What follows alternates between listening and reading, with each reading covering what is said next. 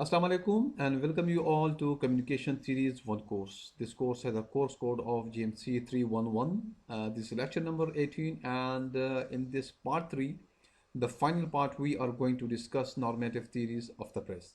I'm Anwar Khan, lecturer journalism and mass communication department, Cohort University of Science and Technology. So outline of today's presentation, let's first of all have a look at it. Okay, the very first point is that we are going to have a look at the overview of the part 2. The concepts, the terms, terminologies and ideas that we discussed in the part 2, I am going to present an overview of all those concepts. We are not going to explain it again because it will be a sort of repetition and we have already done enough explanation and elaboration in the part 2. So it will be an overview of the part 2.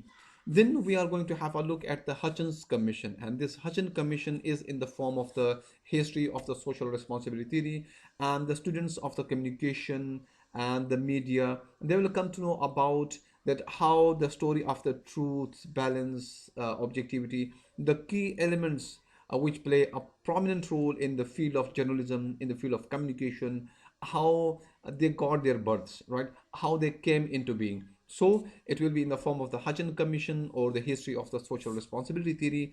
And interestingly, we are going to discuss the various elements of the social responsibility theory. It means that the social responsibility theory is not the name of a single entity or a concept, or rather different elements, concepts, they come together and make this social responsibility theory. So we are going to discuss those various elements. And then finally, we are going to have a look at the Soviet communist theory, which is our last normative theory in the list. And our lecture, part 3, will conclude on Soviet communist theory. Okay, then finally, we are going to present numerous examples of the normative theories. And remember that these examples will be in the form of that I will try to enable our students that they should be able to identify which country has which form of the normative theory or which form of normative theory they are following. So these are the outlines that we are going to discuss and elaborate in our today's session. So, various concepts that our students came to know about them in the part 2 are typologies of four theories of the press in the US and Europe. Then our students came to know about the libertarian theory of the press and we discussed it quite in detail. Then our students also came to know about experience of the libertarian theory and the problems faced by libertarian theory of the press. So these are the concepts and ideas that we discussed in the part 2, and I hope that our students would have understood all these concepts. Failure of both theories. So what was next? As we came to know that the media practitioners did not encourage the authoritarian system for themselves. They did not accept any of the authority which can control and curtail their freedom of the press. At the same time, the libertarian system, the media practitioners, they appreciated it, but neither the government nor the citizens of the US, they appreciated it. So what happened? The government, they had the opportunity and they introduced a federal radio commission in 1927, and that was just the beginning because government was seizing every opportunity to introduce different laws to control media, and it was just the beginning of that. And remember that it was not only the news media, the news organizations, even the entertainment industry was facing severe threats of censorship, and the religious parties at the US, they were demanding from the government, from the state, to have impose severe censorship on the entertainment industry as well, right? So in order to avoid all these limitations and to take a look, so what was the solution? The solution was to introduce some guidelines, standards for the media organizations, that media is working in these conditions, they are following these standards and principles. So in 1923, this very society, they introduced the canons of journalism, and it was a combination, a collection of certain principles introduced for the journalists, that they will be following these principles, which were replaced in 1975 by the statement of principles, and all of them, they are available in the internet. If you google it, you will come to know about it. So what happened that media was searching for its survival. Media was trying to tackle the government pressure and similarly some organizational pressures, and they were trying to tackle it one way the other way. And media was searching and using certain terms for themselves, like they were using the term of watchdog, muckrakers, fourth estate, and they were saying that they are working for the welfare of the public. They are guarding the welfare of the public. Media is actually the voice of the voiceless people. So they were trying different techniques of securing their freedom of the press. But government, they were seizing the opportunity because they knew about the media, that if it is used for the propaganda purposes by any of the dictator, so the consequences will be very dangerous. So we can say that there is a close relationship between media and the government, and both of them they depend upon each other for meeting their objectives. Government, it has its own agenda, purposes, and objectives. They want to meet it, and that's why they use media. While media, on the other hand, has its own agenda, purposes, and that's why it associates itself with the government. And yes, we can say that sometimes this media disassociates itself from the government as well. But government, we know that it knows that the media is powerful, and that is the reason that all the time they think about checking and curtailing the power of the media. The same thing has been discussed by different authors, by different scholars in different periods, right? And the same phenomenon has been discussed in the book Culture, Society, and Media. Very beautifully, the authors has described it, and they have said that in the different colonies of the French, Dutch, and the British, different local media, they basically criticized these powers, and once they got freedom, I mean these countries, these colonies got freedom, so this media had enjoyed freedom for a limited period of time, because when the coming governments they came to know about the power of the media, then they curtailed the freedom of the press, then they try to devise some policies so that they can check the power of the media. So, what is the solution? That we have already studied in the normative theories, like authoritarian theory of the press, where the government wants to have full control over the media, and then the libertarian theory of the press, that where different scholars, very renowned scholars, they said that there has to be complete freedom to the media. There should be no rule and regulation, not a single commission which can check the power of the media, right? So what is the solution, right? The solution was in the form of the social responsibility theory. It said that this theory was in the middle of the spectrum, we can say. At one end, we find the authoritarian of the theory of the press, and at another end, we find the libertarian theory of the press. And this social responsibility theory of the press, it was in the middle, right? So we can say that the different pressures which were established from the government, it was tackled in such a way that the media practitioners, it uh, told the government that they are socially responsible media practitioners, and they have devised these rules and regulations, and they are pursuing these very rigorously. So let's have a look at the background of social responsibility theory, and we came to know that the government was in favor of controlling the power of the media, while the media practitioners, on the other hand, they were not accepting all these premises of the government, because the media practitioners said that curtailing the power of the media will distort their responsibility, will distort the role of the media in a true democratic society. So that was the reason that they were not accepting it. On the other hand, government was insisting and persistent with their regulation and commission claims. So what happened that there was a person with the name of Henry Luce, who was the CEO of Time Inc. He said that there has to be an independent commission which should look at, or we can say that which should work on the freedom of the press, and we should make some rules and regulation which should be in favor of the media, as well as which can satisfy the government as well. So he was a person who provided funding for a commission, and in 1942, And this very commission, which was made in 1942, this commission was called as the Hutchins Commission, right? And this very commission, it released its finding in 1947. So, will you believe that this very commission, it worked for 5 years? And within these 5 years, they discussed, they had numerous meetings, and then they came with certain ideas, with certain concepts.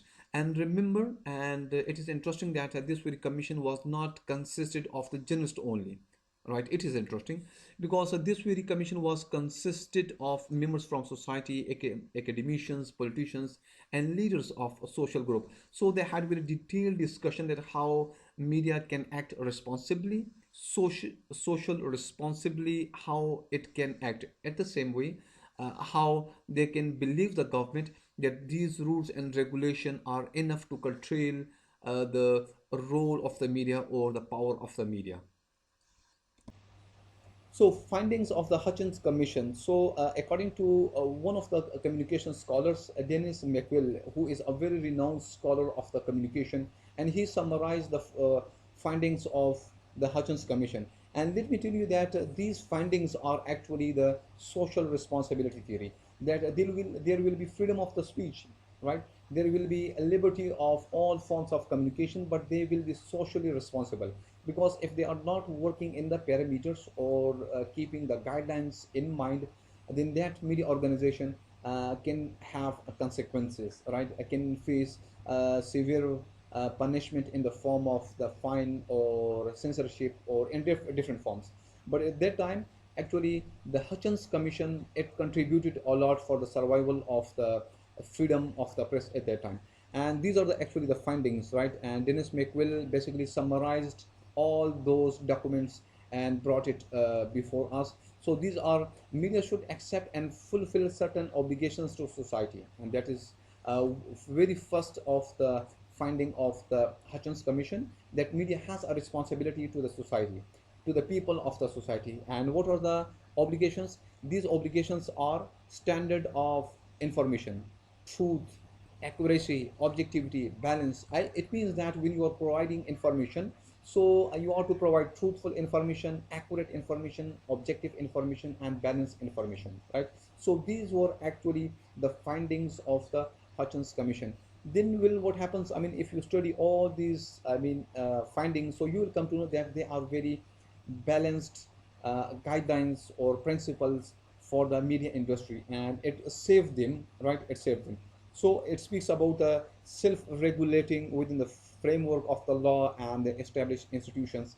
So it means that if you have to be self-regulating, right, yourself, you have to be accountable to the people, you have to be accountable to the society, and you should not publish anything, you should not say anything from your own side. You have got a responsibility to the society, to the people of the society, and if you publish anything which cannot be proven and which could damage the fame of someone, so according to law and established institutions, they are going to punish you, right? So these are the things. And similarly, it was said that the media should avoid whatever might lead to crime, violence, or civil disorder, or give offense to minority groups. And similarly, the media as a whole should be pluralist and reflect the diversity of their society, given access to various points of views and rights of the reply.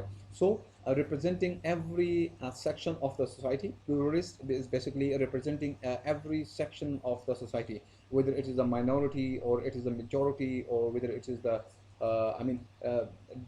every sort of people you are to give opportunity, you are to present in your media. It will not be so that you are giving information or stories related to majority of the people. No, it will be wrong. You have to consider the minority as well. Similarly, society and public have a right to expect high standards of performance, and intervention can be justified to secure a public good, right? And similarly, journalists and media professionals should be accountable to society as well as to employers and the market. So all these findings, if you read it out, you will come to know that they are very balanced uh, findings and principles for the media organization, for the journalists, for the reporters. And these are like the same thing which were established in 1923 and in 1975, which were then transformed into into statement of the principle, different principles. Then, so these are the findings of the Hutchins Commission, and Hutchins Commission's findings are basically the social responsibility theory. So we can conclude from the previous discussion that the role of the Hutchins Commission in the media history is unmatchable, and it is quite true because whenever we are discussing concepts like freedom of press, whenever we are elaborating concepts like freedom of speech and expression, then the role of the Hutchins Commission will be discussed over there because it has played a very effective role in tackling the pressures of the government, as we have already discussed in the part one, the authoritarian regimes that were in favor of controlling the media industry, because they knew about the power of the media and the communication. They knew that how media can make the opinion of the people, can persuade people in for a specific direction or for a specific purpose. And over here, I can give you again the example of the book Computational Propaganda, Political Parties, Politicians, and Political Manipulation on Social Media. I can give you several examples, but I'm not going to give you. Uh, um, Over here right now only this one book. If you read it out, you will come to know that how this media or social media or computational propaganda, how it has effectively played a vital role in winning and losing of some of the political candidates. You will come to know. It is a very interesting book. And then we also came to know about some of the liberals, radical people, literary figures, and people from different walks of life in the part two that were in favor of the radical freedom that had to be given to the media. And so both of them, they were opposite to each other, and both of them, they were at the end of opposite spectrum. So what was the result? So the result was that the Hutchins Commission was made, and it provided a framework to the media practitioners. It provided a framework to the government, to different states, that media is going to follow this framework. And it believed the government that the media practitioners and the media industry will follow these rules and regulation very strictly. So we have already discussed these principles like accuracy, balance, objectivity, accountability, and several other principles. These were actually the principles which were laid down by the Hutchins Commission. So my point is here that it is not. I mean, these were laid down in 1947 in the 20th century, but it wasn't. It is not meant only for the 20th century. Even in the 21st century, we are still following it. Even in the 22nd century, it will be followed. I mean, different principles like balance, objectivity, truth, accountability, these will be followed in the 21st 22nd century as well. And the importance of these principles, they are increasing with every single day. And will because these are very important principles. And I can give you the example over here. I will give you the example of another book which is called The Art of War. And it is a very lovely book, very short book, consisting of around 100 pages. And whenever you read out this book, it is all about the quotes which were given by Sun Tzu, who was a Chinese military commander and strategist. And all his principles or his ideas are based on the, or we can say that, on the propaganda, that if you know your enemy, then you can have thousands of victories without even fighting your enemy. I mean, it is such a lovely book that if you read it out. And will you believe that this very book was written in 6th century BC? The Art of War by Sun Tzu.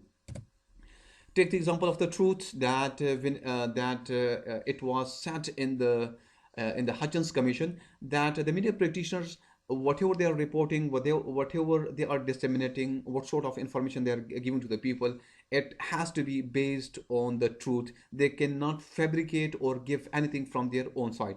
And the same thing has been said by one of the UN organizations, that society are facing 10 problems, 10 major problems in the 21st century. And one of the problem is that of the misinformation or the disinformation, the propaganda, right? So from this we can guess the value of the truth. We can guess the value of the accuracy, that when you have the truth and then you are tackling or giving that very information accurately, then we say that it values a lot. It makes great difference for the society, for the people, for the systems that are that exist in the country. Let's discuss Soviet communist theory, and let's come to know that what is the difference between this very theory and the social responsibility theory and other theories that we have already discussed. So I hope that you will know about the revolution, the Russian Revolution, which took place in 1917, and it was a political and social revolution which transformed everything right in the Russia, and which transformed Russia from the Russian Empire into the Soviet Union. And we know about Lenin that he was the main person leading from the front, right? He was active at that time. His party, Bolshevik, it was working, and he was leading from the front. And at that time, in 1923 or 1924, this empire was transformed and restructured into the USSR, right? New political setup. It was based on the principles of the Karl Marx and Lenin. And then what happened that Lenin, he knew that media is playing a very vital role, because it was just the end of the final stages of the World War One. And we know that media at that time also played a greater role to make the narratives of the people of the different countries, right? So what happened that he thought that media can be a very effective tool for the welfare of the working class, right? So he was working on this very perspective, and at the same time he knew that this very media can also be very fruitful for the state, for the government as well. If so, what happened and what did they do? So they devised a new theory, and this theory had its root in the principles of the Karl Marx, Lenin, Stalin, and in with the mixture of Hegel ideology. And this new theory which emerged, it was called as the Soviet media theory, right? Or it was also called as the communist media theory, right? Because it emerged in the communist state or in the communist country. So that was the reason that it is called as the Soviet communist theory. Soviet communist theory, let's discuss it, that what are the characteristics of this very theory and how it differs from social responsibility theory and other theories that we have already discussed in the previous lectures. So the very first characteristics of this very theory is that a state owns or in some way controls all forms of media. So it means that a state controls, state owns all the media, or it one way or the other way controls all form of the media. So it is really difficult for the state to own all the media. So a private ownership is there. There is no doubt. Surely there will be the print media, electronic media. It will be working in the country. But what happened that it is under the control of the government. It is under the control of the state, because state is controlling all forms of media. Then we say that this theory says that state has absolute power to control any medium for the benefits of the people, to serve the working class and their interests.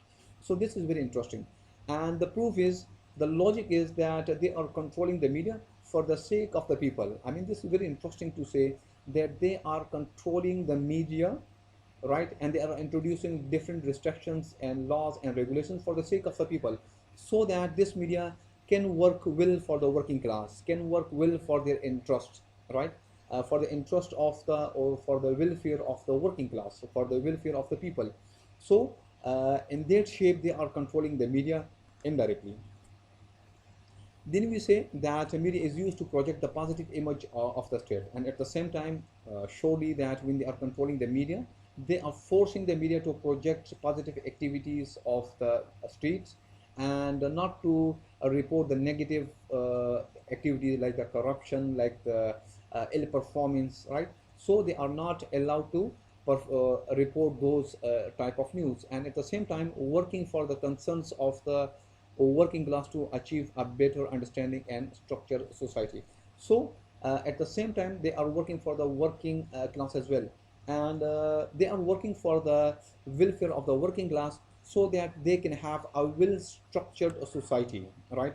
The people are working for the betterment, for the development of the country, and they are thinking that everything is okay in the country because what happened that the news media or the media which is under the control of the state or the government, they are portraying positive activities or positive image of the state. So the element of the feedback is there, right? The concerns of the working class is also shown to the high ups, to the elites of the state, right? And the state then addresses those complaints of the working class. So what happened that then we will have a well balanced society, right?